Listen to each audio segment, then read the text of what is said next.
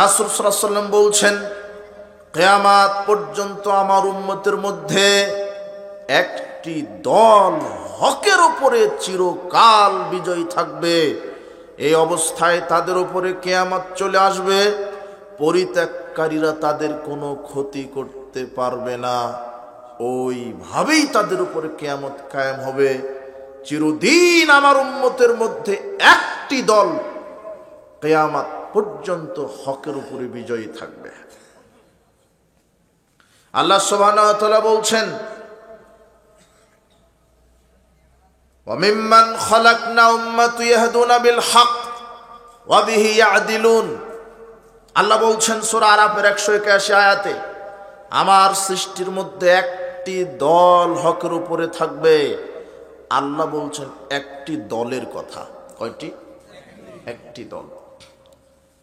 রাসূল সাল্লাল্লাহু আলাইহি ওয়াসাল্লাম বলছেন কিয়ামত পর্যন্ত আমাদের উম্মতের মধ্যে একটি দল হকের উপরে থাকবে। কয়টি?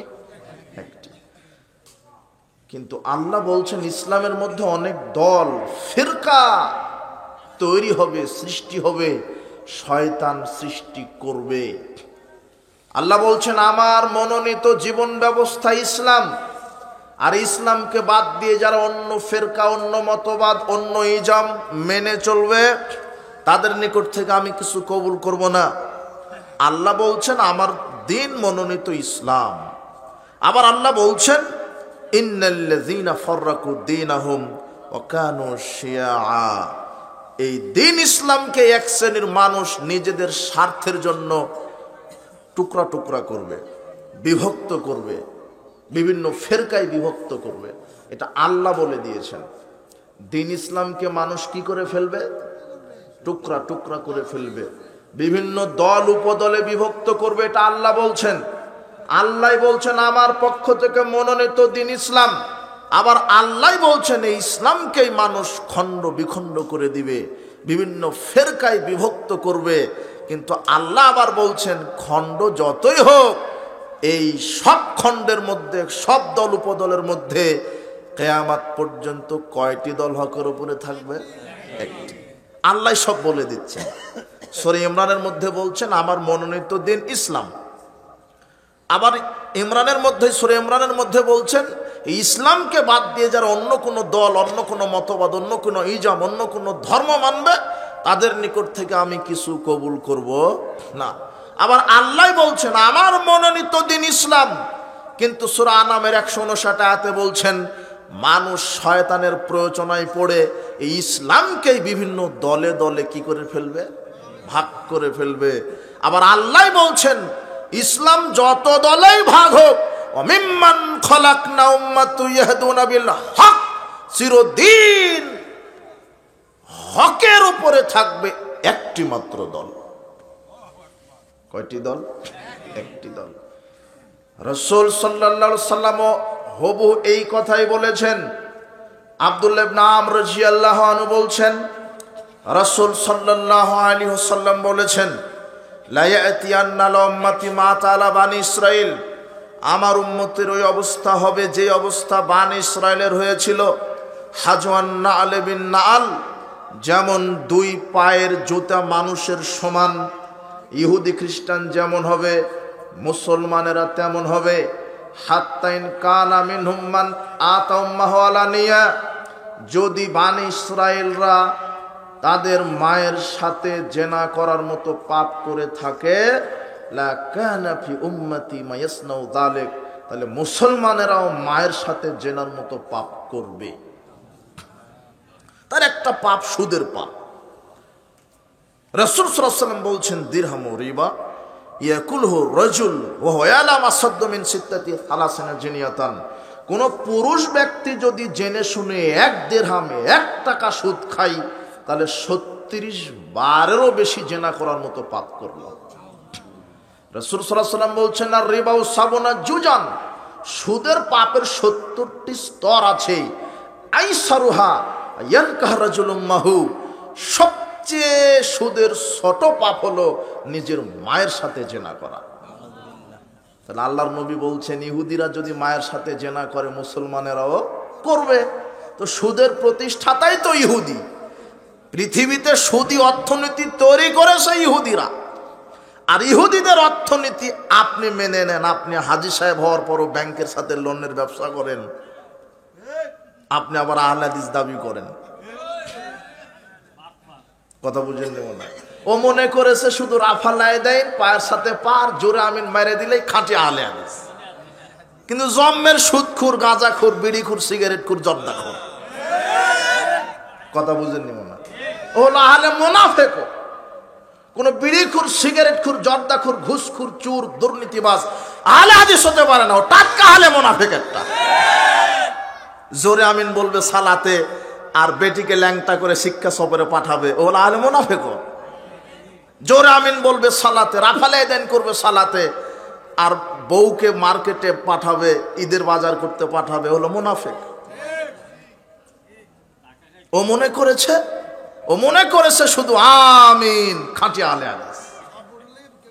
কথা বুঝেননি? মনে হয় আহলে হাদিসকে যে সার্বিক জীবনে পবিত্র কোরআন এবং সহিহ হাদিসের নিঃশর্ত অনুসারী, সেই হলো খাঁটি আহলে হাদিস। যে ব্যক্তিগত জীবনে মানবে কোরআন হাদিস, পারিবারিক জীবনে মেনে চলবে, অর্থনৈতিক জীবনে মেনে চলবে, শিক্ষা জীবনে মেনে চলবে, সামাজিক জীবনে মেনে চলবে, রাজনৈতিক অঙ্গনে যে মেনে চলবে, এই হলো খাঁটি আহলে হাদিস। কিন্তু আমি শুধু মানি সালাতে, কিন্তু ব্যবসা করি দুর্নীতির টাকায়, ব্যবসা করি সুদের টাকায়, ব্যবসা করি ব্যাংক থেকে লোনের টাকায়, ও আহলে হাদিস না, ও আহলে হলো মুনাফিক একটা। রাসূল সাল্লাল্লাহু আলাইহি ওয়াসাল্লাম বলছেন, ইহুদি খ্রিস্টান যদি মায়ের সাথে জেনা করে, তাহলে মুসলমানেরাও মায়ের সাথে জেনা করবে। তার একটা সুদের পাপ। যেই সুদের সাথে জড়িত, সে মায়ের সাথে জেনা করার সাথে জড়িত। এ কথা মুহাম্মদ সাল্লাল্লাহু আলাইহি ওয়াসাল্লাম বলছেন। আমার কি দোষ হলো? আব্দুল্লাহ ইবনে আব্বাস রাদিয়াল্লাহু আনহু বলছেন, রাসূল সাল্লাল্লাহু আলাইহি ওয়াসাল্লাম বলেছেন, ইজা জারা ফি কারিয়াতিন কাত ইদা জারা ফি কারিয়াতিন আর-রিবা ওয়াজ জিনা, যখন কোন এলাকায় দুইটা পাপ প্রকাশ পাবে, একটা হলো সুদের পাপ আর একটা হলো জেনার পাপ, পরকীয়ার পাপ। নিজের স্বামী থাকার পরও আরেকজন পুরুষের সাথে যেই স্ত্রী জেনা করবে, নিজের স্ত্রী থাকার পরও আরেকজন মহিলার সাথে যেই পুরুষ জেনা করবে, এরা হলো জেনাকার, জেনাকারিনী। এরা জেনাকার, জেনাকারিনী। আল্লাহর নবী বলছেন, যেই গ্রামে, যেই এলাকায়, যেই দেশে দুইটা পাপ প্রকাশ পাবে, এক সুদের পাপ, দুই জেনার পাপ, জাহারাল ফাকরাল মাসকানা, ওই দেশ, ওই এলাকার মানুষ একদিন না একদিন ভিক্ষুক হবেই, মিসকিন হবেই। এই কথা মুহাম্মদ সাল্লাল্লাহু আলাইহি ওয়াসাল্লাম বলছেন। সুদখোর একদিন না একদিন ভিক্ষা করে খাবে, এই কথা মুহাম্মদ সাল্লাল্লাহু আলাইহি ওয়াসাল্লামের কথা। ও খাবে, না হলে তার ছেলে খাবে, না হলে তার বংশের কেউ ভিক্ষুক হবেই।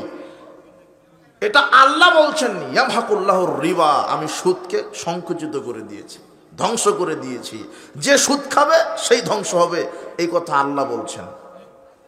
আল্লাহর নবী বলছেন, যে ব্যক্তি জেনায় লিপ্ত হবে সে একদিন না একদিন ধ্বংস হবেই। তার প্রমাণ তুমি আজকে দেখো, আমেরিকার ক্যালিফোর্নিয়া শহর, লস অ্যাঞ্জেলেস দেখো, ওটা হচ্ছে জেনার শহর। ওখানে নায়িকা, নর্তকী, গায়িকা, বাদ্যযন্ত্র, মাদক সেবন করা হয়। নেতা নেত্রীকে মদ দিয়ে আপনার স্বাগত জানানো হয়। ওখানে ল্যাংটা নারীকে নাচানো হয়। আর আল্লাহর নবী বলছেন, যে এলাকায় ল্যাংটা নারী জেনা গান বাজনা হয়, সেখানে আল্লাহ গজব নাজিল করেন। তার নগদ প্রমাণ হলো আমেরিকা। তো তোমাকে যখন ধরবে তখন আর ছাড়বে না। যখন জালেমকে আল্লাহ সময় দেন, 2-1 মিনিট, 2-1 বছর, 15-20 বছর, 40 বছর, ফেরাউনকে দিয়েছিলেন 400 বছর। কত বছর? 400 বছর। ফেরাউন কোনোদিন ভাবেইনি যে আমার ওই নদীতে ডুবে মরা লাগবে। তোমার নেতা ভাবেইনি আমাকে কলার পাতাতে শুয়ে থাকতে হবে। তোমার নেতা নিরপরাধ মানুষকে মিথ্যা সাক্ষী দিয়ে ফাঁসি দিয়ে ঝুলালো। ও ভাবেইনি যে আমার শেষ স্থান হলো কলার পাতা। ও ভাবেইনি যে আমাকে দাড়ি চেঁচে পালিয়ে যেতে হবে। ও ভাবেইনি। কথা বুঝেননি মনে হয়? এরা তো, এটা হচ্ছে জালেমের বিচার। জালেমের দুইবার বিচার হয়, দুনিয়াতেই হবে, পরকালে একটা হবে। আল্লাহর নবী বলছেন, ইন্নাল্লাহা লা ইউমলিল যালিম, আল্লাহ জালেমকে সময় দেন, হাত্তা ইযা আখাযাহু লাম ইফলিতুহু, অবশেষে জালেমকে যখন ধরে তখন আর ছেড়ে দেন না। পৃথিবীতে এমন কিছু হয়েছে নাকি যে যেই জালেমকে ধরেছেন তাকে ছেড়ে দিয়েছে? না। নমরুদকে যখন ধরেছে ওকে ধ্বংস করে দিয়েছে, কারণকে যখন ধরেছে তখন ধ্বংস করে দিয়েছে, ফেরাউনকে যখন ধরেছে তখন তাকে ডুবিয়ে মেরেছে। আপনি যদি জালেম হন, আল্লাহ আপনাকে সময় দিতে দিতে যখন ধরবেন, আপনি যত বড়ই ক্ষমতাশীল হল, আল্লাহ আপনাকে মাটির নিচে দাবিয়ে দিতে পারেন। ওটা আল্লাহ তো সর্বশক্তিমান, আল্লাহ সর্বশক্তিমান। বলছিলাম যে এলাকায় দুইটা পাপ প্রকাশ পাবে, ইদা যাহরা ফি কারিয়াতিন, আল্লাহর নবী বলছেন যে এলাকায় দুইটা পাপ প্রকাশ পাবে, জাহারাল ফাকর ওয়াল মাসকানা, সেই এলাকার মানুষ ফকির মিসকিন হয়ে যাবে। সেই এলাকার মানুষ মানে যেই দুইটা পাপের সাথে জড়িত সেই এই গজবে লিপ্ত হবে, ফকির হবে অথবা মিসকিন হয়ে যাবে। আজ হোক আর কাল হোক হবেই। যারা জেনা করে বেড়াচ্ছে এরা আজ হোক আর কাল হোক ভিক্ষুক হবেই। যারা সুদের সাথে জড়িত আজ হোক আর কাল হোক এরা ভিক্ষুক হবেই। আল্লাহর নবী বলছেন ইহুদি খ্রিস্টান যদি মায়ের সাথে জেনা করে তাহলে মুসলমানেরও মায়ের সাথে জেনা করবে। তার একটা পাপের নমুনা কি বলা হলো? সুদ। সুদ খেলে মায়ের সাথে জেনার মতো পাপ হয়। তো আমি এটা বলতে চাচ্ছি না, আমি বলতে চাচ্ছি ইসলামের মধ্যে ফেরকাবন্দি। রাসূল সাল্লাল্লাহু আলাইহি ওয়াসাল্লাম বলছেন ইন্না বানি ইসরাঈলা তাফাররাকাত আলা সিনতাইন ওয়া সাবঈনা মিল্লাতান, বানি ইসরায়েল বিভক্ত হয়েছিল 72 কাতারে, ওয়া তাফতারিকু উম্মতি আলা 73 মিল্লাতান, আর মুসলমান বিভক্ত হবে 73 কাতারে। মুসলমান কত কাতার? 73। কুল্লুহুম ফিন্নার, 72 কাতার মুসলমান জাহান্নামে চলে যাবে। ইল্লা মিল্লাতান ওয়াহিদাতান, আর এক কাতার মুসলিম জান্নাতে যাবে। সাহাবীগণ জিজ্ঞাসা করলেন আল্লাহর নবী, মান হে ইয়া রাসূলুল্লাহ, সেই এক কাতার কারা? তখন আল্লাহর নবী বলছেন মা আনা আলাইহি ওয়াসহাবি, আমি এবং আমার সাহাবী যার উপরে আছি তার উপরে থেকে যারাই জীবন পরিচালনা করবে তারাই বিচারের মাঠে সরাসরি জান্নাতে চলে যাবে। সুবহানাল্লাহ। তাহলে মুহাম্মদ সাল্লাল্লাহু আলাইহি ওয়াসাল্লাম এবং সাহাবায়ে কেরাম কোরআন এবং সহিহ হাদিসের উপরে ছিলেন। তো আপনি যদি কোরআন এবং সহিহ হাদিসের উপরে থাকেন তো কোরআন এবং সহিহ হাদিস শুধু মানবেন কি সালাতে, সিয়ামে, হজ করতে গিয়ে, উমরা করতে গিয়ে? জি না, কোরআন এবং হাদিস মানতে হবে। সালাতেও যেভাবে মানবেন, সিয়ামেও যেভাবে মানবেন, হজ করতে গিয়ে যেভাবে মানবেন, অর্থনীতিতেও ওইভাবে কোরআন হাদিস মানতে হবে, শিক্ষানীতিতেও মানতে হবে, রাজনীতিতেও ওইভাবে কোরআন হাদিস মানতে হবে। কিন্তু এদেশের অধিকাংশই মুনাফিক, এরা সালাত আদায় করে আল্লাহর বিধানে আর রাজনীতি করে ইহুদি খ্রিস্টানের বিধানে। তোমার দাড়ি টুপিওয়ালা এরাও লেগে গেছে চেয়ারের ধান্দাতে। এরা তো আর বুঝতে পারেনি ধর্ম কি, তাওহীদ কি। আমি আবার আর একটা বক্তব্য শুনে অবাক হলাম যে আসলেই কি মাথায় বিদ্যা বুদ্ধি আছে নাকি। চেয়ারের কত লোক, ও বলছে আমার কাছে ধর্ম, বর্ণ, দল সবার নিচে, মানবতা সবার উপরে। তা লোকে আবার ক্লাস 1-এ ভর্তি হওয়া লাগবে, হয়ে আবার রাজনীতি শিখতে হবে। আর আরে সবার উপরে ধর্ম আগে, দিন আগে, ইসলাম আগে, তারপরে মানবতা, তারপরে দল, তারপরে ধর্ম, তারপরে বর্ণ, তারপরে অন্য কিছু। আগে আমার কাছে আমার ইসলাম সবচাইতে বড়। কি করে এই কথা বলা যায়? কি করে সম্ভব এই কথা বলা যায়? মানবতা কাকে বলে? মানবতা দল শিখাবে, বর্ণ শিখাবে, আর মানবতা তো শিখাবেই ধর্ম ইসলাম। আগে নাকি মানবতা তারপরে ধর্ম। বেকুব কোথাকার। আবার ক্লাস 1-এ ভর্তি হতে হবে। কড়া আমার ভাষা এরকমই হয়, তবে কথা তো সত্য।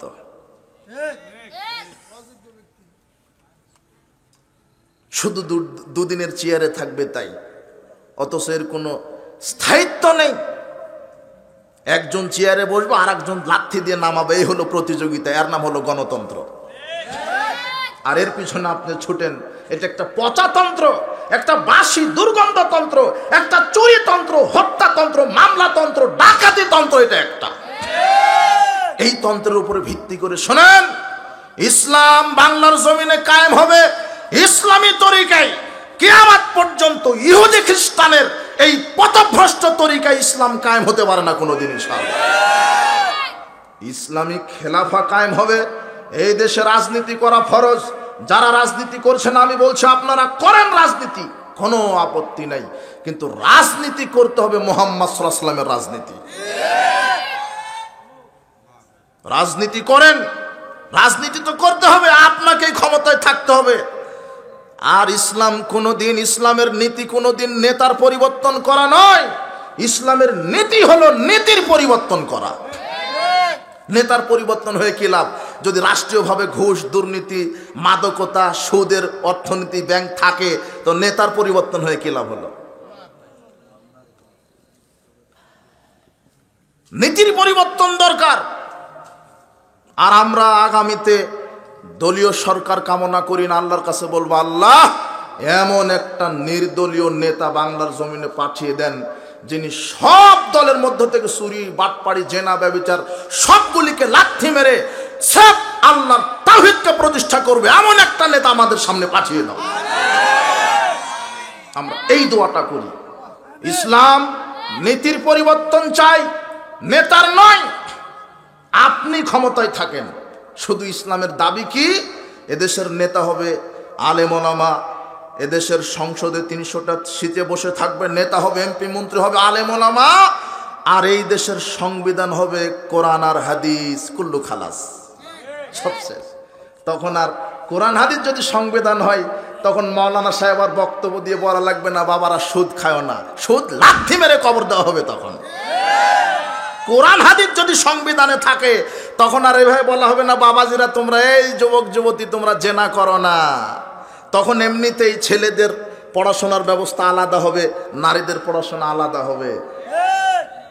কোরআন যদি সংবিধানে বসে, কোরআন হাদিস বাংলার এই সংসদে যদি কোরআন হাদিস বসে, সেদিন আর ওয়াজ করা হবে না বাবাজিরা নামাজ পড়ো, তখন নামাজ বাধ্যতামূলক করে দেওয়া হবে। তো সালাত আদায় করবে না, রাষ্ট্রীয়ভাবে বলে দেওয়া হবে তার জানাজা করা হবে না। কিসের ওয়াজ করা? বাবাজিরা নামাজ পড়ো।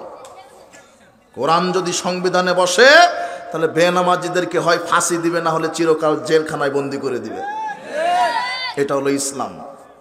তাহলে কোরআন দেখতে হবে। কোরআন যদি সংসদে বসে, তাহলে চুরি বন্ধ হবে, মাদক বন্ধ হবে, দুর্নীতি বন্ধ হবে, খেলতামাশা এই সব কিছু বন্ধ হবে।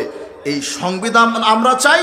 আর এই দেশের নেতা চাই হলো আলেম ওলামা, যাদের আকীদা মানা সঠিক, এমন আলেম ওলামা। আল্লাহ তুমি তোমার পক্ষ থেকে এমন একজন নেতা তুমি নির্বাচন করে দাও। আমাদের দলের পরিবর্তন লাগবে না, আপনিই থাকেন। ওই শেখ হাসিনার ছেলের নাম কি? সজীব অজিত জয়। ও আসুক, এসে দাড়ি ছেড়ে দিবে, টুপি পরবে, আলখাল্লা জুব্বা পরবে, আর বলবে যে এই যে 300টা সিটে দেশের আলেম ওলামাকে বসালাম নেতা হিসেবে, আর সংবিধান থাকলো কোরআন আর হাদিস। কোনো আপত্তি আছে? আপত্তি আছে। আমাকে খেতে হবে সব, আমাকেই খেতে হবে, ওকে যেতে দিব না। কথা বুঝেন নেব না, না হলে ক্ষমতায় যেতেই পারেনি। যেভাবে টেন্ডারবাজি দুর্নীতি শুরু হয়েছে এদের, ক্ষমতায় গেলে কি করবে এরা? কথা বুঝেন নেব না। আগে আমাদের ইসলামী জালসা বন্ধ করতো মাঝহাবিরা বা বিভিন্ন যারা কট্টরপন্থী, এরা বন্ধ করত, আর একক দলীয়ভাবে ক্ষমতার জোরে বন্ধ হতো। আর এখন প্রোগ্রাম বন্ধ হচ্ছে যে কে প্রধান অতিথি হবে, এই ঠেলাঠেলিতে প্রোগ্রামই বন্ধ। ও বলছে যে আমার প্রধান অতিথি হতে হবে, ও বলছে আমার হতে হবে, ও বলছে আমি খাবো। সবাই ধান্দাবাজ, সবাই ধান্দাবাজ। কি করবেন আপনি? এই গণতন্ত্রটাই পচা, এটা কয়লা। ও ধুবেন মরা পর্যন্ত ধুলের গন্ধ যাবে না, এর নাম হলো গণতন্ত্র। বলছিলাম গণতন্ত্র কুফরি তন্ত্র, গণতন্ত্র শিরকি তন্ত্র। এই সেকুলারিজম, কুফরি মতবাদ, এর সাথে কোনো মুসলিম উম্মাহ জড়িয়ে থাকতে পারে না। আমরা ইসলামী খেলাফা চাই, নেতা চাই সিলেকশনে, বাছাইয়ের মাধ্যমে যোগ্য নেতা চাই। আর আপনি ক্ষমতায় থাকেন, কোনো আপত্তি নেই। আমি বলছি না আমি আপনার ক্যানভাস করতে আসেনি, আমি জিন্দাউলির সার্টিফিকেটও দিতে আসেনি, আমি কোনো দলের ক্যানভাস করতে আসিনি। আমি শুধু বলতে এসেছি এই দেশে রাজনীতি চলছে বাপদাদা থেকে, রাজনীতি চলবে, নেতাও হবে, নেতা হবে আলেম ওলামা, রাজনীতি হবে কোরআন হাদিস দিয়ে, সংবিধান হবে কোরআন হাদিস দিয়ে। এটাই আমরা চাচ্ছি। রাজনীতি তো করতেই হবে। বলছিলাম সার্বিক জীবনে যারা কোরআন এবং সুন্নাহ মেনে চলবে, এরাই বিচার মাঠে সরাসরি জান্নাতে যাবে। আল্লাহ বলছেন আমার পক্ষ থেকে দিন হলো ইসলাম। আল্লাহ বলছেন দিনের মধ্যে মানুষ টুকরা টুকরা করে ফেলবে। আল্লাহ বলছেন টুকরা যতই হোক এক টুকরা হক পথে থাকবে। রাসূল সাল্লাল্লাহু আলাইহি ওয়াসাল্লাম বলছেন আমার মুসলিম উম্মত 73 কাতার হবে। কাতার যতই হোক এক কাতার কোথায় যাবে? জান্নাতে।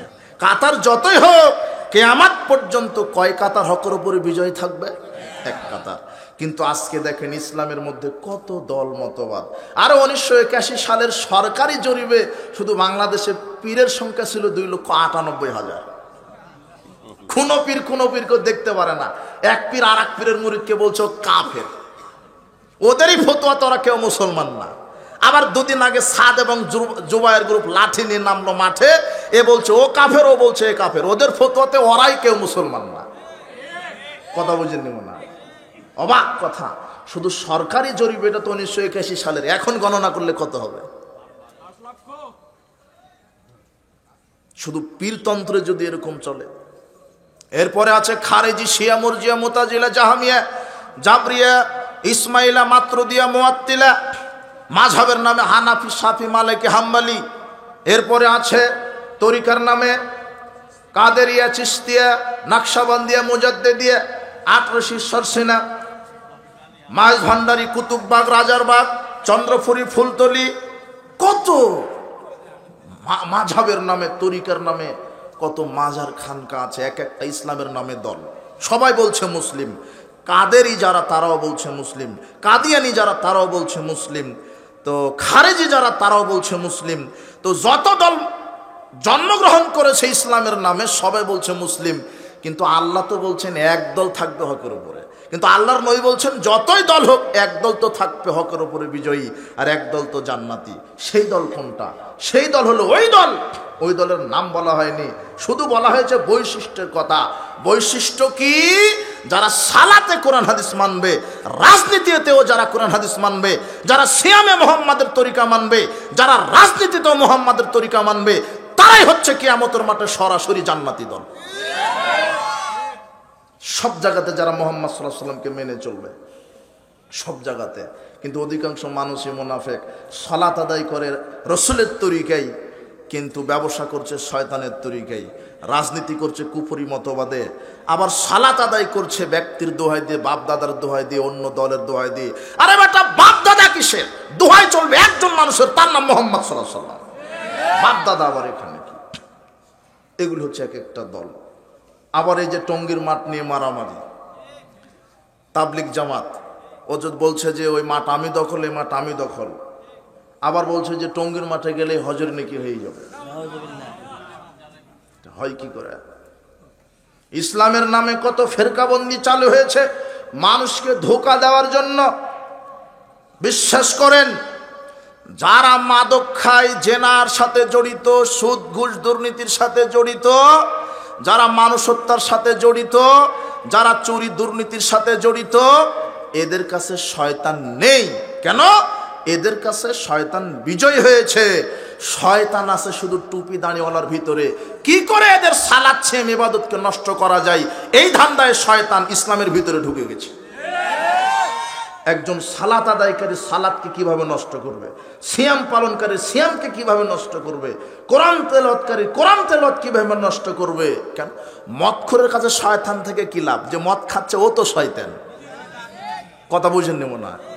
যে নারীর সাথে জেনায় লিপ্ত আছে ওর কাছে শয়তানের কি লাভ? শয়তান জেনাকারের কাছে 1 সেকেন্ড থাকলে শয়তানের 1 সেকেন্ডই ক্ষতি, লস। ওই 1 সেকেন্ড একজন নামাজি ব্যক্তিকে সময় দিলে পথভ্রষ্ট করা যাবে। ওই 1 সেকেন্ড অন্য কোনো দিনদার মানুষের আমলকে নষ্ট করার জন্য উৎপেতে আছে শয়তান। এই জন্য শয়তান মানুষের ঈমান আমলকে নষ্ট করার জন্য আকীদার ভিতরে শিরক ঢুকিয়েছে, আমলের ভিতরে বেদাত ঢুকিয়েছে। নেক্সট শুরুতে ধোঁকা দিচ্ছে, নেক্সট শুরুতে ধোঁকা, নেক্সট শুরুতে শয়তান ধোঁকা দিচ্ছে। কিভাবে আপনার আকীদা ঈমানকে নষ্ট করা যায়, তাই ভ্রান্ত আকীদা ঢুকিয়ে দিয়েছে, ভ্রান্ত আকীদা ঢুকিয়ে দিয়েছে। কিভাবে আপনার আমলকে নষ্ট করা যায়, ওখানে বেদাত ঢুকিয়ে দিয়েছে। আকীদা মানে যেটা মানুষ ধারণ করে, যেটা মানুষ ব্রেনে ধারণ করে, লালন করে, যার বিশ্বাসের উপরে আমল করে সেটা হলো আকীদা। এই আকীদার ভিতরে শয়তান ঢুকে গেছে। দেখেন এই দেশে কিছু শয়তানের দালাল আছে। কি আছে? শয়তানের দালাল। এই কথা আল্লাহ বলছেন, একটু লক্ষ্য করেন। মুসনাদে আহমদের 4131 নম্বর হাদিস, আব্দুল্লাহ ইবনে মাসউদ রাদিয়াল্লাহু আনহু বলছেন, খাত্তালানা রাসূলুল্লাহ সাল্লাল্লাহু আলাইহি ওয়াসাল্লাম খাত্তান। রাসূল সাল্লাল্লাহু আলাইহি ওয়াসাল্লাম একদা সোজা রেখা টানলেন। রেখা টেনে বললেন, হাদা সাবিলুল্লাহ, এইটা হলো আল্লাহর রাস্তা। ফাম্মা খাত্তা খুতুতান আন ইয়ামিনিহি ওয়া শিমালিহি, এরপরে তিনি ডানে বামে আরো অনেক বক্র রেখা টানলেন। রেখা টেনে বললেন, হাদি সুবুলুন আলা কুল্লি সাবিলিন মিনহা শাইতান, এগুলিও রাস্তা, তবে প্রত্যেক রাস্তায় এক একটা শয়তান বসে আছে। এগুলিও রাস্তা, তবে প্রত্যেক রাস্তায় এক একটা শয়তান বসে আছে। আল্লাহর নবী বললেন, এগুলিও রাস্তা, কিন্তু প্রত্যেক রাস্তায় এক একটা শয়তান বসে আছে। এই শয়তান কোন শয়তান? এই শয়তান কোন শয়তান? আল্লাহর নবী মুসলিমের 1847 নম্বর হাদিসে বলছেন, কুলুবুহুম কুলুবুশ শায়াতিন ফি দুসমানিন সিন, কিছু আলখাল্লা পাগড়ি টুপিওয়ালা দাড়িওয়ালা লোককে দেখতে মনে হবে বুজুর্গানে দিন, কিন্তু এদের অন্তর হবে টাটকা শয়তানের। তার মানে আল্লাহর নবী বুঝাতে চাইলেন যে দুনিয়াতে কিছু আলেম রূপী শয়তান আছে। কি রূপী? আলেম রূপী শয়তান। এই যে প্রত্যেক বক্ররেখাতে বসে আছে আলেম রূপী শয়তান, প্রত্যেক বক্ররেখাতে বসে আছে আলেম রূপী শয়তান।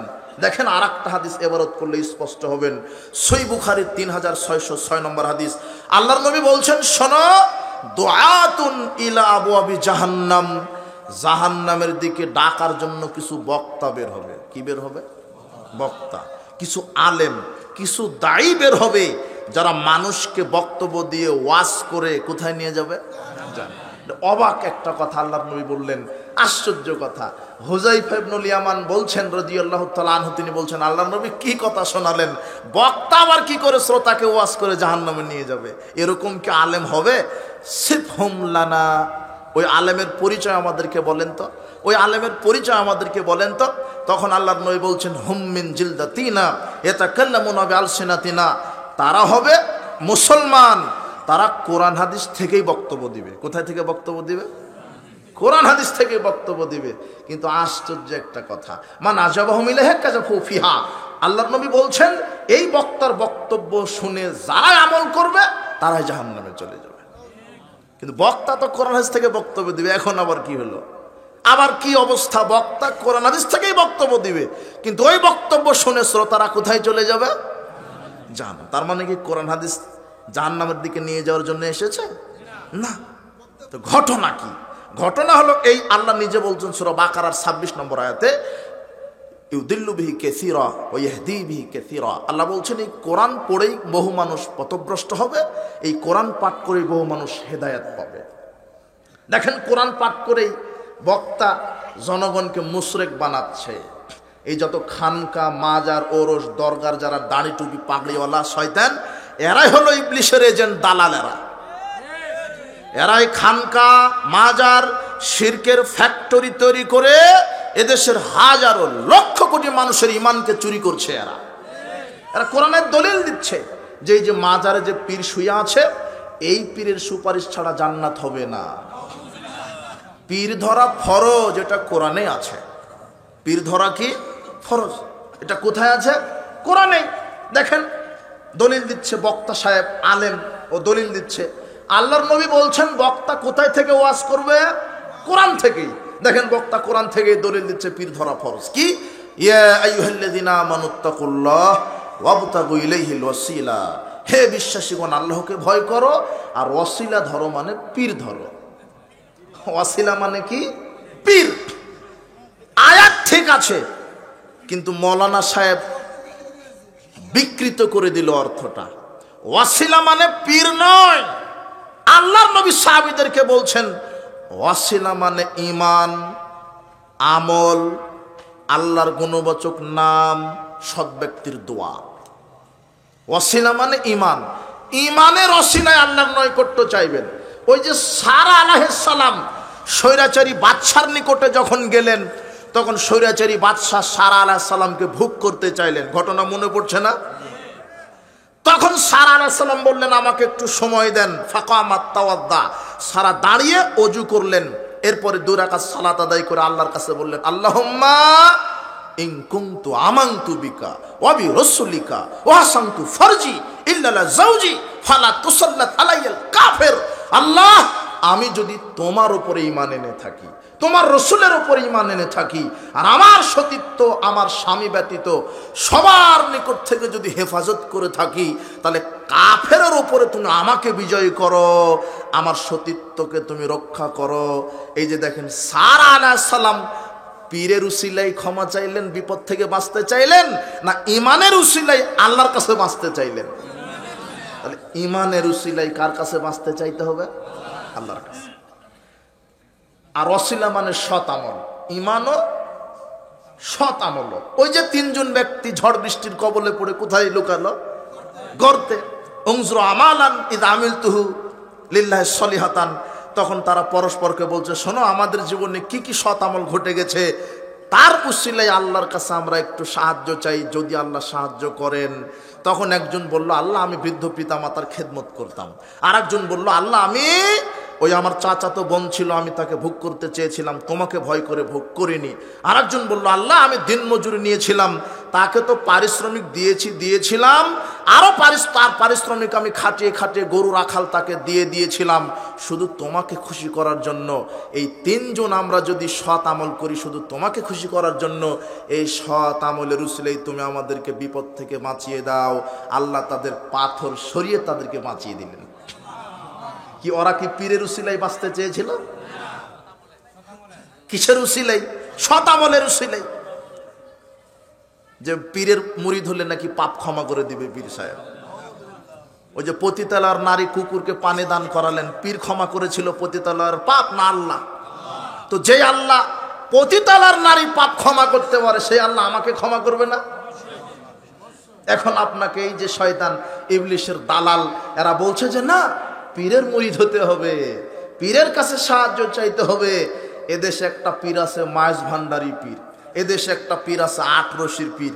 8 রশির পীর বলছে জান্নাতে শুধু মুসলিম কেন, মুচি মেথর চাড়াল সবাই যাবে, হিন্দু খ্রিস্টান সবাই চলে যাবে জান্নাতে, যার যে ধর্ম মেনে চলো তাই।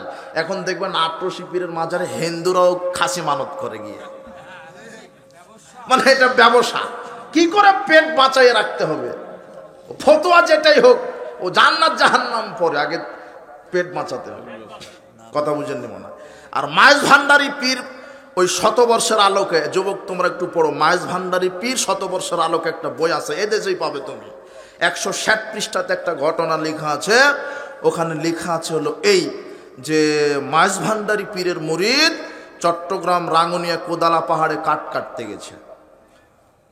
মায়েজ ভান্ডারী পীর দরবার শরীফ চট্টগ্রামে, চট্টগ্রাম থেকে ওই জঙ্গলের বনের দূরত্ব 48 কিলোমিটার, 2 কিলো কম 50 কিলোমিটার। এই জঙ্গলে মায়েজ ভান্ডারী পীরের মুরিদ কাঠ কাটতে গেছে। কাঠ কাটতে কাটতে দেখছে তার সামনে একটা বিশাল বড় বাঘ তাকে খাওয়ার জন্য ধেয়ে আসছে। তখন মায়েজ ভান্ডারী পীরের মুরিদ বলছে, ইয়া গাউসুল আজম সাইয়ান লিল্লাহ, হে পীর সাহেব আপনি আমাকে বাঁচান। তখন মায়েজ ভান্ডারী পীর ওই সময়েই দরবার শরীফের লোটা নিয়ে অজু করতেছিলেন। তো 48 কিলোমিটার দূরের মুরিদের এই আওয়াজটা পীর সাহেবের কানে ভেসে চলে এসেছে। তখন পীর সাহেব অজু করা বাদ দিয়ে লোটাটা বাঘের পিঠ বরাবর ফেলে দিয়েছেন। 48 কিলোমিটার দূরে গিয়ে লোটাটা বাঘের পিঠে লেগে বাঘ পালিয়ে গেল অথবা মারা গেল, আর মুরিদ উদ্ধার হয়ে গেল। এটা যে নগদ লেখা আছে। তার মানে এরা মুরিদদেরকে আকীদা শেখাচ্ছে যে বিপদে পড়লে সাহায্য আল্লাহর কাছে নয়, কার কাছে? পীরের কাছে। কথা বুঝেননি? এই হলো শয়তানের দালাল। কে? এই পীর মানেই শয়তানের দালাল। পীর মানে ইসলামে কিছু নেই। আর আমি যারা পীরের মুরিদ হয় এদেরকে বলেছি এরা হলো বলদ, এরা অরিজিনাল বলদ। পীর যা বলে তাই। বলছে যে আমার স্ত্রী পেটে বাচ্চা হচ্ছে না, বলছে আমার পেশাব খাওয়াই দে বাচ্চা হয়ে যাবে। ও তাই খাওয়ায়, পানির পিক খাওয়াই দে বাচ্চা হয়ে যাবে। অবাক কথায় কেমন বলো? এদের বুদ্ধি জ্ঞান, এদের ব্রেনের উপরে শয়তান পেশাব করে দিয়েছে এরা। আচ্ছা, পীর সাহেব 100 বছর আগে মারা গেছে, আর আব্দুল কাদের জিলানী বাংলাদেশে কোনোদিন আসেনি, ওর নামে কত ভুয়া মাজার, ওখানে সেজদা করছে, গরু খাসি মানত করছে। শাহজালাল সিলেটি ভালো মানুষ না খারাপ মানুষ আল্লাহ জানে, তার নামে মাজার হলো। শাহজালাল সিলেটির মাজার আপনি 500 টাকা দিলেন, ও তো মারা গেছে 100 বছর আগে। একটা খাসি মানত করলেন, ও তো মারা গেছে 100 বছর আগে। তো মরা পীরকে খুশি করার জন্য মাজারে 500 টাকা দিলেন, এটা নয় মেনে নিলাম, দিলেন ঠিক আছে, কিন্তু আপনি কি তদন্ত করেছেন টাকা খাইলো কে? দিলেন তো মরা পীরকে, দিলেন তো মরা পীরকে খুশি করার জন্য গরুটা মানত করলেন, নজর নেওয়াজ দিলেন, কিন্তু গরুটা খাইলো কে? কথা বুঝেননি মনে হয়। তার মানে আর আপনি অবাক হবেন, এদেশের বড় বড় গাঁজা ফ্যাক্টরিতে যত গাঁজা না পাবেন, ওই মাজারে তত বেশি গাঁজা পাবেন। তার মানে যারা মাজার খানকা ওরসে টাকা দেয়, গরু দেয়, এরা গরু বিক্রি করে টাকা দিয়ে গাঁজা কিনে কিনে খায়, এরা গাঁজা খাওয়ার ব্যবস্থা করে দেয় এরা। ওটাই নাকি ওদের বড় অনুষ্ঠান, ওরস শরীফ। ওরস শরীফ কি হয়? ওরস শরীফে গাঁজা টানা হয়, ওটা হলো ওদের ওরস শরীফ। এই জন্য হলো অরিজিনাল। বলো, আরে আমি যে 500 টাকা দিলাম মরা পীরকে, তো 500 টাকা মরা মানুষ পাওয়ার হক বেশি রাখবে না জীবিত মানুষ? আমি মাজারে যে একটা কালো বা লাল চাদর জড়িয়ে দিলাম, ওটা কবরের উপরে মাজারের উপরে জড়িয়ে দেওয়া উত্তম হবে না একজন ওই যে রেল লাইনে এতিম বিধবা একজন বৃদ্ধ বৃদ্ধা শীত কাতুরে ঘুম হচ্ছে না, তার গায়ের উপরে কম্বলটা জড়ানো উত্তম হবে? কথা বুঝেননি মনে হয়? আপনি কবরের উপরে গিলাপ জড়ালেন কেন? গিলাপ তো জড়ানো লাগতো এতিম বাচ্চার গায়ের উপরে, যেখানে শীত কাতুরে কনকনে শীতে ঘুমাতে পারছে না। 500 টাকা দিয়ে একটা কম্বল কিনে জড়িয়ে দিতে পারতেন। একটা এতিম বাচ্চাকে যদি আপনি 500 টাকা 250 টাকা 300 টাকা দিয়ে একটা কম্বল কিনে গায়ে জড়িয়ে দিতে পারেন, আর এতিম বাচ্চা যদি একটু হাসি দেয়, তাহলে জান্নাত ওয়াজিব হয়ে যাবে। আপনি পীরের কাছে কেন গেলেন? কি করতে পারে? ও আরে কি হচ্ছে ও কি জানে, ওকে খুশি করতে গেলেন কেন? তার মানে শয়তান এদের এই পীরের মুরিদ, এদের কাছে কোরআন এবং সহিহ হাদিসের স্পষ্ট দলিল পেশ করার পরও যারা খানকা মাজার এগুলি পূজায় বিশ্বাসী, এরা মুশরিক, এরা ইসলাম থেকে বের হয়ে গেছে। আল্লাহ তুমি এদেরকে হেদায়েত দান করো, সঠিক তাওহীদ বুঝার তৌফিক দান করো। বলছিলাম আল্লাহ সুবহানাহু ওয়া তাআলা বলছেন, ওয়াকাযালিকা জাআলনা লিকুল্লি নাবিয়্যিন আদুওয়ান শায়াতিনাল ইনসি ওয়াল জিন্নি। আল্লাহ বলছেন আমি যুগে যুগে নবীদের এবং নবীদের কাছে শত্রু প্রেরণ করেছি। মানুষের মধ্য থেকেও শত্রু ছিল, জিনদের মধ্য থেকে শত্রু ছিল। এটা হলো সূরা আনামের 112 আয়াত। এরপরে সূরা আনামের 121 আয়াতে বলছেন, ওয়া ইন্নাশ শায়াতিনা লা ইউহুনা ইলা আউলিয়াইহিম লিউজাদিলুকুম। নিশ্চয়ই শয়তান তার প্রতিনিধির কাছে ওহী নাজিল করে। কার কাছে? শয়তানের কি আছে এই দেশে পৃথিবীতে? কি আছে? প্রতিনিধি, দালাল। বুঝেন? দালাল, এজেন্ট। শয়তানের কি আছে? দালাল। শয়তানের দালাল কারা? এই যে খানকা মাজার ওরসের ভণ্ড, এরাই হলো শয়তানের টাটকা দালাল। এরা কোরআন হাদিসের অপব্যাখ্যা করে মানুষকে পথভ্রষ্ট করে দিচ্ছে। আল্লাহর নবী বললেন বক্তা মাওলানা কোরআন থেকেই বক্তব্য দিবে। কথা বুঝেননি? এই যে কোরআন থেকে বলছে পীর ধরা ফরজ, তো এই যে ওয়াবতাগু ইলাইহিল ওয়াসিলা, তোমরা ওয়াসিলা ধরো মানে পীর ধরো, এই ওয়াসিলা মানে পীর ধরো, এই ওহীটা নাজিল করলো কে? শয়তান। শয়তান তার দালালের উপর ওহী নাজিল করে বলে দিল যে তুমি তোমার মুরিদদেরকে বুঝাও ওয়াসিলা মানে পীর ধরা। এখন আপনি শয়তানের বুঝ নিবেন না মুহাম্মদ সাল্লাল্লাহু আলাইহি ওয়াসাল্লামের বুঝ নিবেন?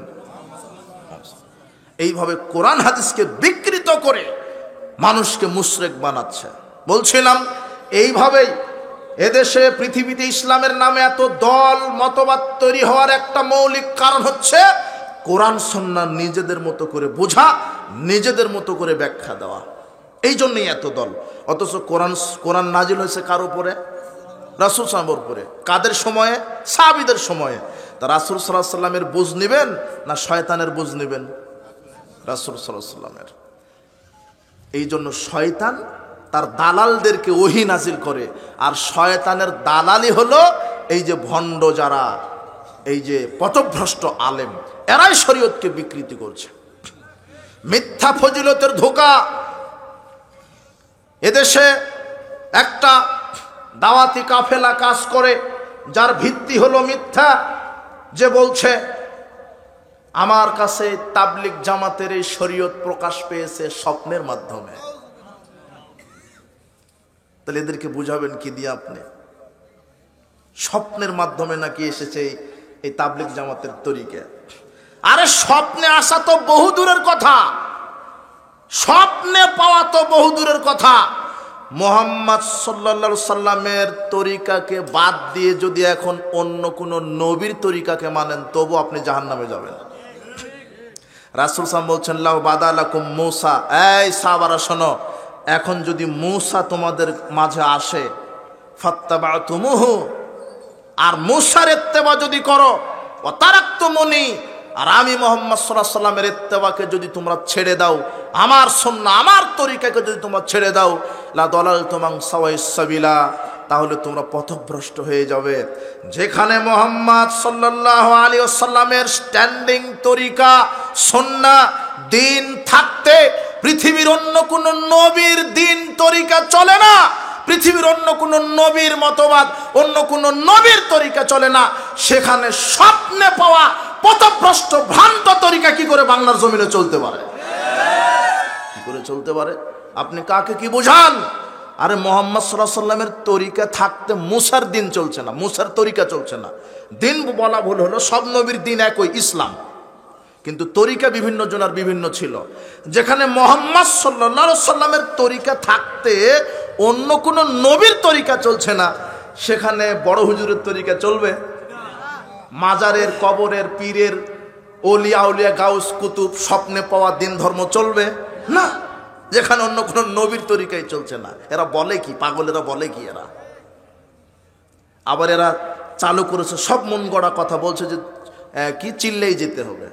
তো চিল্লা প্রথা কোথায় পেলেন? এক চিল্লা মানে 40 দিন যেতে হবে, 3 চিল্লা মানে 4 মাস যেতে হবে, বছর চিল্লা মানে 1 বছর, জীবন চিল্লা মানে সারা বছর, বউ ছাওয়াল যা হয়ে যাক সারা বছর। অবাক একটা ধর্ম, অবাক একটা মতবাদ। চিল্লা প্রথা ইসলামের নেই। আবার এদের আর একটা নীতিমালা হলো কাশফ। এদের আকীদা হলো যে গায়েবের খবর নাকি পীর সাহেবেরা জানে, অথচ গায়েব কে জানে? গায়েবের চাবি সমূহ কার হাতে? গায়েবের চাবি সমূহ আল্লাহর কাছে। অথচ বলছে যে বুজুর্গানে দিন, বড় বড় পীর আউলিয়ারা গায়েব জানে। ফাজাইল আমলের 441 পৃষ্ঠাতে একটা কাহিনী লেখা আছে।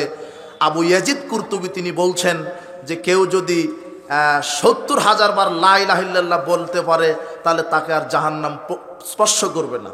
তো আমি এটা শোনার পরে 70,000 বার লা ইলাহা ইল্লাল্লাহ বলে আমার জন্য জমা করে রাখলাম, আর আরেকবার 70,000 পাঠ করে আমার স্ত্রীর জন্য জমা করে রাখলাম। মানে জান্নাত কনফার্ম, ওরা সার্টিফিকেট নিজে অর্জন করে নিল। কথা বুঝেননি? তো একটা বাচ্চা খেতে খেতে বলছে যে আমি গায়েবের খবর আমি জেনে ফেলেছি, আমার আম্মা জাহান্নামে পুড়ছে। তখন আবু ইয়াজিদ কুরতুবী বলছেন আমি বাচ্চাকে না বলেই ওই 70,000 ওই ওর মায়ের জন্য বকশিয়ে দিলাম। হ্যাঁ, দান করে দিলাম। আল্লাহ আমার লাগবে না, 70,000 দিয়ে তুমি এই বাচ্চার মাকে জাহান্নাম থেকে বাঁচিয়ে দাও। তখন বাচ্চার মাকে জাহান্নামের আগুন থেকে বাঁচিয়ে দিল। বাচ্চা গায়েবের খবর বুঝতে পেরে আবু ইয়াজিদ কুরতুবীকে বলছেন আমার আম্মা জাহান্নাম থেকে মুক্তি পেয়েছে। তখন আবু ইয়াজিদ কুরতুবী বলছেন হ্যাঁ, তাহলে এটাই সত্যায়ন করে যে 70,000 বার যে লা ইলাহা ইল্লাল্লাহ বলে নিজের নামে বকশিয়ে রাখবে সেই জান্নাতে চলে যাবে। কথা বুঝেননি মনে হয়? তো ওর মা যে জাহান্নামে আসে বা জান্নাতে আসে, ওটা তো গায়েবের ব্যাপার, ওটা জানবেন কে? আল্লাহ। গায়েবের খবর কে জান্নাত জাহান্নাম এটা কে বলতে পারে? আল্লাহ বলতে পারে। পৃথিবীর কোন আলেম ওলামা, কোন নবীগণ বলতে পারবে না যে ও জান্নাতি ও জাহান্নামী। এটা কে বলতে পারে? একমাত্র আল্লাহ। এগুলো শিরকি আকীদা শেখানো হচ্ছে। এর নাম আমরা রেখেছি ভেজালে আমল। এটা ফাজাইল আমলের কথা। 441 পৃষ্ঠাতে এই কথা লেখা আছে, ঘটনা লেখা আছে। এরপরে তাদের আকীদা কি? অধিকাংশ এই চিল্লাই যারা ঘুরে বেড়ায়, আমি নিন্দা করছি না, তাবলিগ করা ফরজ, আমি একটু বলবো, আপনি একটু ধৈর্য ধারণ, একটু শুনে আমি শেষ করে দেবো, একটু ধৈর্য ধারণ করেন। অধিকাংশই চিল্লাই যারা ঘুরে বেড়ায়, এদেরকে শিখিয়ে দেওয়া হয়েছে যে আল্লাহ নিরাকার, অথচ আল্লাহ নিজের পরিচয় নিজেই দিচ্ছেন। আল্লাহ বলছেন, হে ইবলিস মা মানাকান তাসজুদা লিমা খালাকতু বিয়াদাইয়া, হে ইবলিস আমি যে আদমকে আমার নিজের দুই হাত তাকে সেজদা দিতে তোকে কিসে বাধা দিল? আল্লাহর দুইটা কি আছে? হাত। আল্লাহ নিজের পরিচয় নিজেই দিচ্ছেন। বিচারের মাঠে আল্লাহ জাহান্নামের ভিতরে পা ঢুকিয়ে দিবেন, জাহান্নাম পূর্ণ হবে না, পা ঢুকিয়ে দেওয়ার সাথে সাথে জাহান্নাম বলবে ঠিক আছে যথেষ্ট। তাহলে আল্লাহর কি থাকলো? আল্লাহ বলছেন নূহ আলাইহিস সালামকে বলছেন ওয়াসনাইল ফুলকা বিআয়ুনিনা, হে নূহ তুমি আমার চোখের সামনে নৌকা তৈরি করো। তাহলে আল্লাহর কি থাকলো? ফাইনামা তুওয়াল্লু ফাসামা ওয়াজহুল্লাহ, তোমরা যেদিকে তাকাও সেদিকে আল্লাহর চেহারা। তাহলে আল্লাহর কি থাকলো? চেহারা। আল্লাহর পায়ের কথা বলা আছে, চেহারার কথা বলা আছে, হাতের কথা বলা আছে, নফসের কথা বলা আছে। তো আল্লাহ নিজের পরিচয় নিজেই দিচ্ছেন। তবে আল্লাহ বলছেন লাইসা কামিসলি শাইউন, কোনো কিছু তার মতো নয়, তার সাদৃশ্যতা বর্ণনা করো না। তার হাত আছে কেমন তার হাত, যেমন তার সাথে শোভা পায়। তার পা আছে কেমন তার পা, যেমন তার মতো তার সাথে শোভা পায়। কিন্তু তুলনা করা যাবে না যে আল্লাহর হাত মানুষের হাতের মতো, নাউজুবিল্লাহ মিন জালিক। এটা কারোর সাথে তুলনা চলবে না। কিন্তু আকীদা পোষণ করতে হবে আল্লাহর কি আছে? হাত, পা, চক্ষু আছে। এটা হলো বিশুদ্ধ আকীদা। তাদেরকে শিখিয়ে দেওয়া হয় আল্লাহ সব জায়গাতে বিরাজমান, অথচ কুফরি আকীদা। সত্তাগতভাবে তিনি আছেন কোথায়? আরশে। তিনি আরশে সমুন্নত হয়েছেন। আর রহমান আলাল আরশি ইস্তাওয়া।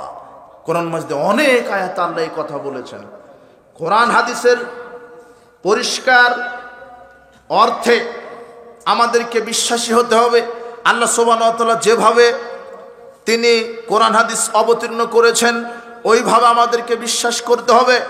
এদের আকীদার ভিতরে কুফরি আকীদা, শিরক আকীদা ঢুকানো আছে। নবীদের ব্যাপারে এদের আকীদা নবী হায়াতুন নবীতে বিশ্বাসী। এরা বিশ্বাস করে নবী নাকি মারা যান না। অথচ আয়েশা রাদিয়াল্লাহু তাআলা আনহা বলছেন, বুখারী 4446 নম্বর হাদিস, যে মাতান নবী সাল্লাল্লাহু আলাইহি ওয়াসাল্লাম ইন্নাহু লাবাইনা হাকিতানে ওয়া যাকিতানে, রাসূল সাল্লাল্লাহু আলাইহি ওয়াসাল্লাম আমার থুতনি এবং বুকের মাঝে এই জায়গায় মাথা রেখে মাতা তিনি মারা গিয়েছেন। রাসূল সাল্লাল্লাহু আলাইহি ওয়াসাল্লাম দুনিয়াবী জীবন থেকে মারা গিয়েছেন। এটাই হলো বিশুদ্ধ আকীদা। যারা বলে যে না মরা নবী বলা যাবে না, জিন্দা নবী বলা লাগবে, আরে তিনি বারজাকি জীবনে, তিনি বারজাকি জীবনে জীবিত আছেন, তিনি বারজাকি জীবনে জীবিত আছেন। তিনি কেন, মুমিনেরা সবাই বারজাকি জীবনে জীবিত। ফেরাউনও জীবিত, ওকে সকাল সন্ধ্যা মুগুর দেওয়া হয়। তো মরা মানুষকে কি মুগুর দেওয়া হয়? আশ্চর্য কথা হলো। আল্লাহ বলছেন তোমরা শহীদদেরকে মৃত বলো না, আল্লাহ নিজে বলছেন, বরং তোমরা বলো তারা জীবিত, বরং তারা আমার নিকট থেকে রিজিক প্রাপ্ত হয়। দুনিয়ার জীবন থেকে সবাই মারা গেছেন। যদি কেউ বলে যে না মারা যাননি, তাহলে মরবেন কখন আবার? তাহলে তো চিরঞ্জীব হয়ে গেল। কথা বুঝে নিব না? তো চিরঞ্জীব কে? তো আল্লাহও চিরঞ্জীব, মুহাম্মাদও চিরঞ্জীব। তাহলে তো মুশরিক হয়ে গেলেন। এই জন্য যারা হায়াতুন নবীতে বিশ্বাসী এরা অরিজিনাল মুশরিক, এরা অরিজিনাল মুশরিক। সাবধান, এই আকীদা এদের ভিতরে আছে। নবী নূরের তৈরি, এই আকীদা এদের ভিতরে আছে। অথচ নবী কেন? নবীর বাপও মাটির তৈরি, নবীও মাটির তৈরি। নবীর বাপের নাম কে? আদম আলাইহিস সালাম। মুহাম্মাদের বাপকে? সবার বাপকে মুহাম্মদ সাল্লাল্লাহু আলাইহি ওয়াসাল্লাম। আমাদের আদি পিতার নাম কি? আদম আলাইহিস সালাম। জাতির পিতাকে? আদম আলাইহিস সালাম। জাতির পিতা আদম আলাইহিস সালাম। আর ইব্রাহিমকে বলা হয়েছে মিল্লাতে আবিকুম, এটা দিনের বাপ, নবীদের বাপ। তার যুগ থেকে, তার সময় থেকে দিনের সবকিছু সুন্দরভাবে চালু করেছিলেন, এই জন্য তাকে মিল্লাত বলা হয়েছে। জাতির পিতা ইব্রাহিম আলাইহিস সালাম হবেন কেন? ইব্রাহিমেরও বাপের নাম কি? তো তাহলে আদমকে বাদ দিলেন কেন? কথা বুঝেননি মনে হয়। এই জন্য সাবধান। বলছিলাম আকীদাকে বিশুদ্ধ করতে হবে। এই এদের ভিতরে এই আকীদা। আর কি আকীদা এদের ভিতরে? এদের প্রধান অনুষ্ঠান তাবলিগ জামাতের প্রধান অনুষ্ঠান বিশ্ব ইজতেমা, টঙ্গীর আখেরি মোনাজাত। কথা বুঝেননি? ওকে বিশ্ব ইজতেমা বলছে। আরে রাসূল সাল্লাল্লাহু আলাইহি ওয়াসাল্লাম থেকে আজ পর্যন্ত বিশ্ব সমাবেশ কোথায় অনুষ্ঠিত হয়? আরাফায়। আর আখেরি মোনাজাত এটা শরীয়তের পরিপন্থী শব্দ, বরং আখেরি মোনাজাতকে আমরা বলবো এটা হলো আখেরি বেদাত। এটা একটা সর্ববৃহৎ সম্মেলন অনুষ্ঠিত হয় আরাফার মাঠে, সারা পৃথিবীর মানুষ যেখানে উপস্থিত হয়। আরাফার মাঠ এমন একটি মাঠ, আরাফার মাঠে জোহরের সালাতের পূর্বে ইমাম সার গর্ব খুতবা দেন, এরপরে তিনি দোয়া করেন। রাসূল বলছেন খায়রুদ দুআয়ে দুআয়ে আরাফা, শ্রেষ্ঠ দোয়া হলো আরাফার দিনের দোয়া, শ্রেষ্ঠ দোয়া হলো আরাফার দিনের দোয়া, শ্রেষ্ঠ দোয়া হলো আরাফার দিনের দোয়া। আয়েশা রাদিয়াল্লাহু তাআলা আনহা বলছেন মা মিন ইয়াউমিন আকসারা মিন আয়াতিকাল্লাহু ফি আবদাম মিনান নার ইয়াউমে আরাফা। 365টা দিনের মধ্যে যত মানুষকে আল্লাহ জাহান্নাম থেকে মুক্তি দান করেন, সবচেয়ে বেশি জাহান্নামী মানুষকে মুক্তি দান করেন আরাফার দিনে। 365টা দিনে মানুষের নিকটবর্তী আল্লাহ যত হন, সবচেয়ে বেশি নিকটবর্তী হন আরাফার দিনে। সুমাইবাহিবুল মালাইকা, এই দিন আরাফার দিনে আল্লাহ ফেরেশতাদের সামনে গর্ব করেন, দেখো দেখো আমি ডেকেছি। আল্লাহ নবী বলছেন আল গাজী ফি সাবিলিল্লাহ ওয়াল হজ্জ ওয়াল মুতামির আব্দুল্লাহ, যারা গাজী, যারা হাজি, যারা উমরাকারী, তারা আল্লাহর মেহমান। দাহুম, আল্লাহ তাদেরকে ডেকেছেন। ফাজাবুহু, আল্লাহর ডাকে তারা সাড়া দিয়েছেন। ফাসালুহু ফাতাহুম, আল্লাহ বলছেন হাজি সাহেবেরা, গাজী সাহেবেরা, উমরা পালনকারী আমার কাছে যা চাইবে আমি তাদেরকে তাই দিয়ে দিব। আরাফার মাঠে চাওয়ার সময় ইমাম সাহেব সারগর্ব বক্তব্য দেন। আল্লাহর নবী বলছেন সর্বশ্রেষ্ঠ দোয়া আরাফার মাঠের দোয়া। হাজার হাজার কোটি কোটি মানুষ আরাফার মাঠে উপস্থিত হয়, ওই দিন আল্লাহ সবচেয়ে নিকটবর্তী হন। তারপরেও আখেরি বেদাত আছে, সম্মিলিত মোনাজাত আছে। আপনি কিভাবে নতুন দিন ডেলিভারি দিলেন? মনে করেছে ইসলাম বাপ দাদার দোহাই দিয়ে চলবে। এদেরকে বুঝাবেন আপনি কি দিয়ে বুঝাবেন? কি দিয়ে বুঝাবেন? আল্লাহ আমাদেরকে সঠিক ইসলাম সুন্নাহ বোঝার তৌফিক দান করুন। এই দিন আরাফার দিন আল্লাহ মানুষের নিকটবর্তী হন, এই দিন সর্বশ্রেষ্ঠ, এই দিনের দোয়া সর্বশ্রেষ্ঠ দোয়া। এরপরও কি সম্মিলিত মোনাজাত আছে?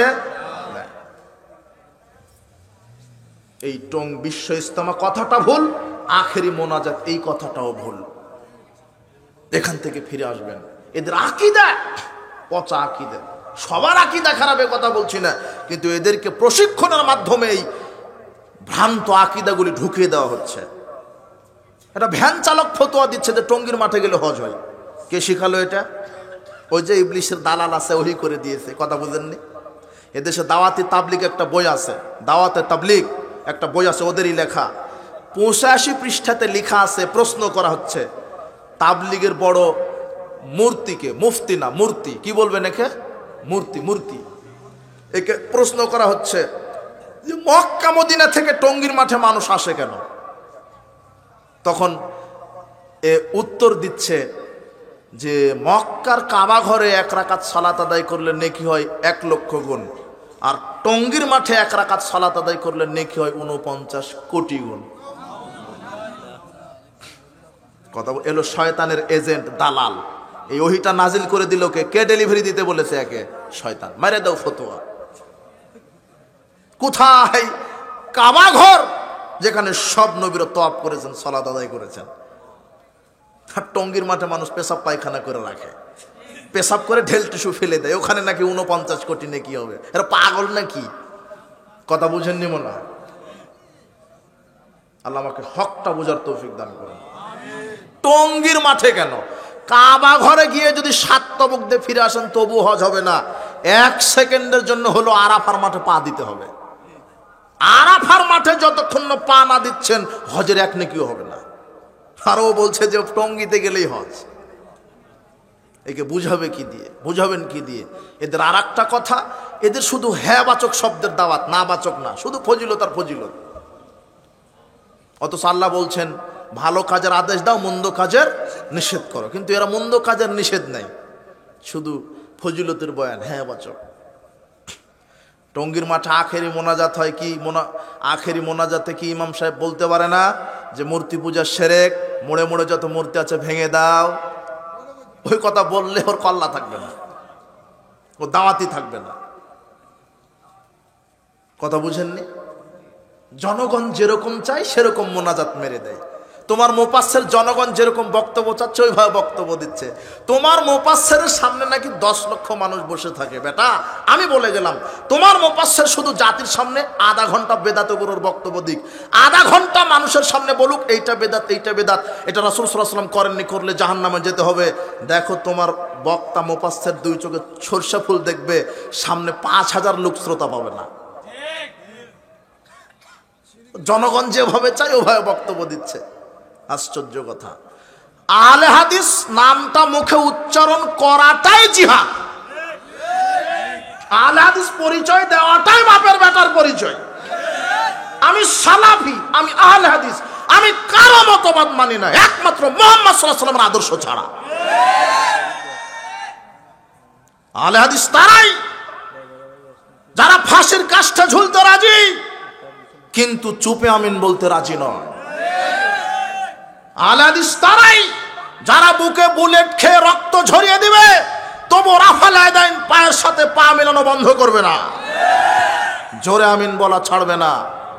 আহলে হাদিস এরা আল্লাহ যদি আল্লাহ প্রদ ইসলামী খেলাফা দেয়, শুধু নেতার মূর্তি কেন, বাংলার জমিন থেকে মাজার খানকা পিটিয়ে সমান করে দেওয়া হবে ইনশাআল্লাহ। এটাই হলো আহলে হাদিস, এটাই হলো সালাফি। কোন রাসূল সাল্লাল্লাহু আলাইহি ওয়াসাল্লাম বলছেন আলী লা তাদাতিম ফালানিল্লা তামাস্তাহু ওয়ালা কাবরান মুশরিফানিল্লা সাওয়াইতাহু। আলী যত উঁচু মূর্তি আছে, ছবি আছে, কবর আছে, মাজার আছে, সব ভেঙে মাটির সমান করে দাও।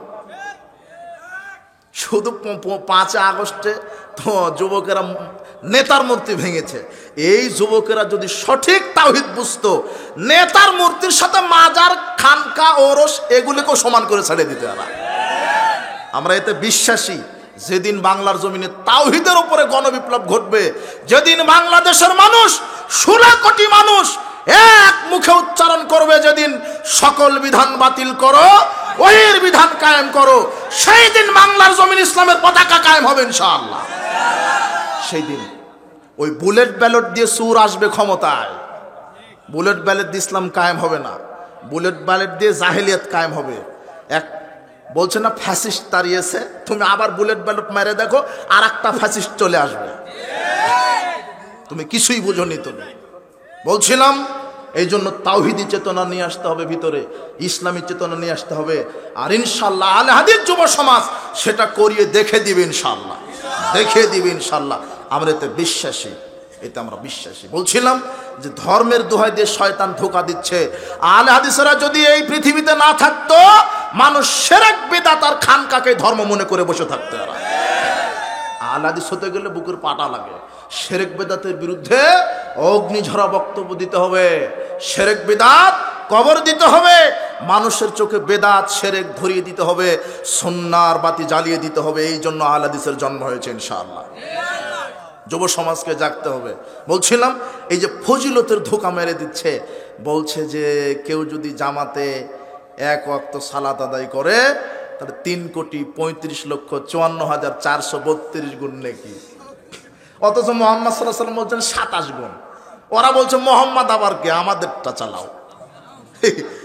মুহাম্মদ সাল্লাল্লাহু আলাইহি ওয়াসাল্লাম বলছেন কি 25 অথবা 27, আর ওরা বলছে যে না ও কিসের 27, কোটির নিচে ওদের হিসাব নাই, কোটির নিচে হিসাবই নাই। ফাজাইল আমলের 858 পৃষ্ঠায় ছেলে, তুমি আজকে খুলে দেখো, যেটা বাংলা, তুমি তো বাংলা পড়তে জানো। 858 পৃষ্ঠাতে লেখক জাকারিয়া লিখছে যে মুহাম্মদ সাল্লাল্লাহু আলাইহি ওয়াসাল্লামের পেশাব পায়খানা খাওয়াও জায়েজ। তো এই ফতোয়া পেয়ে বাংলাদেশের পীর তখন মেরে দিল যে সন্তান যাদের হচ্ছে না আমাদের গুমুত খাও। মুহাম্মাদেরটা খাওয়া জায়েজ, তো আলেম ওলামা নবীর উত্তরসূরি, তো মুহাম্মদ সাল্লাল্লাহু আলাইহি ওয়াসাল্লামের যদি জায়েজ হয় পীরেরটাও জায়েজ। কথা বুঝেননি মনে হয়? কি পাগলামে। আর একজন বক্তা বলছে যে আমরা যে ইয়েটা খাই, আল্লাহ, এরা যে আসলে শয়তানের দালাল এটা তার প্রমাণ। ওই যে একজন বলছে, আমি তো গাড়িতে শুনে বিভিন্ন ফেসবুকে একটু হাসর দিই, বুঝলেন? তো একজনে বলছে যে আমরা যে আঙুরটা খাই, কি কমলা, আমরা যে কমলাটা খাই, কমলার রস হচ্ছে রসুলের পেশাব মোবারক।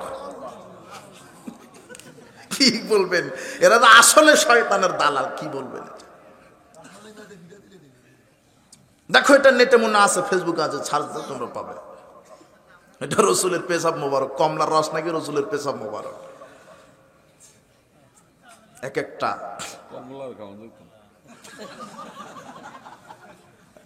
আমার এখন মাথায় আসতেছে না তো, এদের যে কত ডেলিভারি, এদের কত ডেলিভারি, শয়তানের দালালি করতে করতে কোথায় নেমেছে এরা।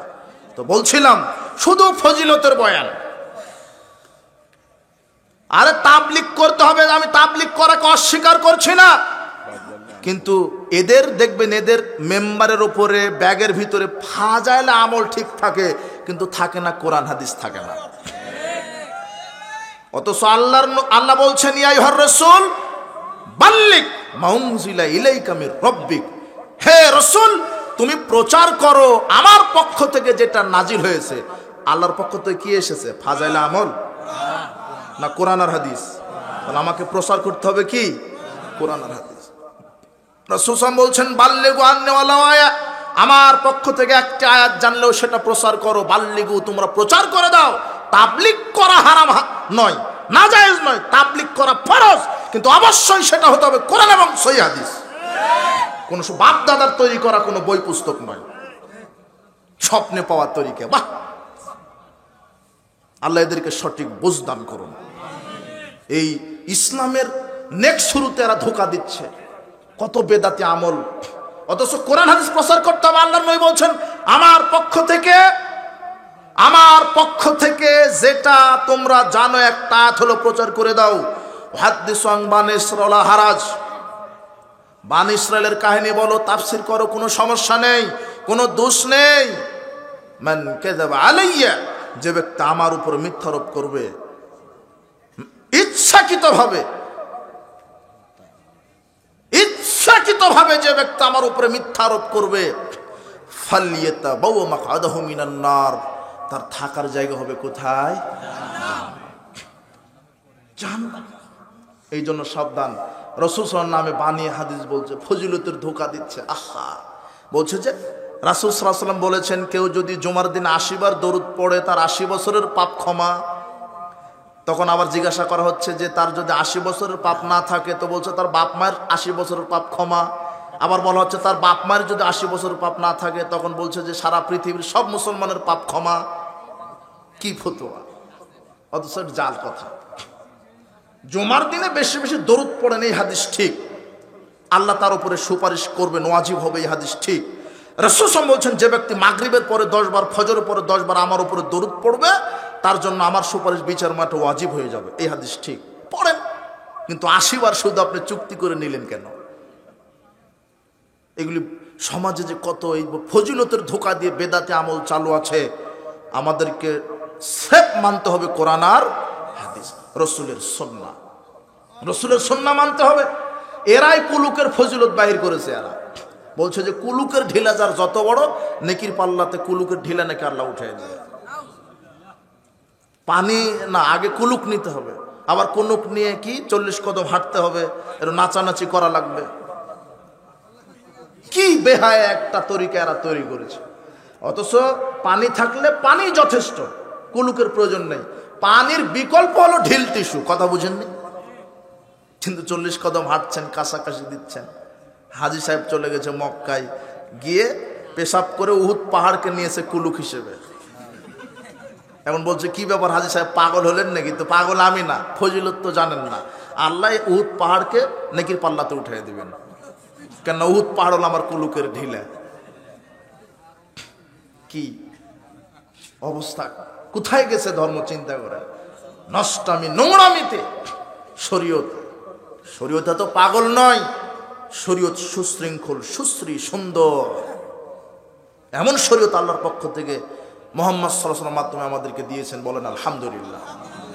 বলছিলাম যে এই যে ফেরকাবন্দি সমাজে চালু হয়েছে, পীর তরিকা মাঝহাবের নামে, মাঝহাবের দোহাই দিয়ে, পীরের দোহাই দিয়ে, বড় হুজুরের দোহাই দিয়ে, বাপ দাদার দোহাই দিয়ে, কিন্তু কোনো দোহাই চলবে না।